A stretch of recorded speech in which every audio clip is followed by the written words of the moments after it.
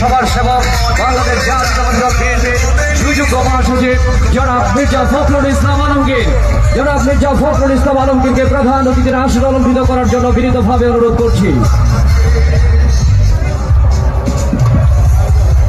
ইতিমধ্যে আমাদের আজকের এই আয়োজনের প্রধান অতিথি এসে উপস্থিত হয়েছেন। আমরা ব্যাপক উৎসাহ এবং উদ্দীপনার মধ্য থেকে তাকে আমন্ত্রণ জানাচ্ছি এবং আমি অনুরোধ করছি আমাদের প্রধান অতিথির আসন অলঙ্কৃত করবার জন্য। আমাদের সকলের প্রিয় ঠাকুরগাঁয়ের কৃতি সন্তান আজকের এই আয়োজনের প্রধান অতিথি জনাব মির্জা ফখরুল ইসলাম আলমগীর, মাননীয় মহাসচিব বাংলাদেশ জাতীয়তাবাদী দল বিএনপি।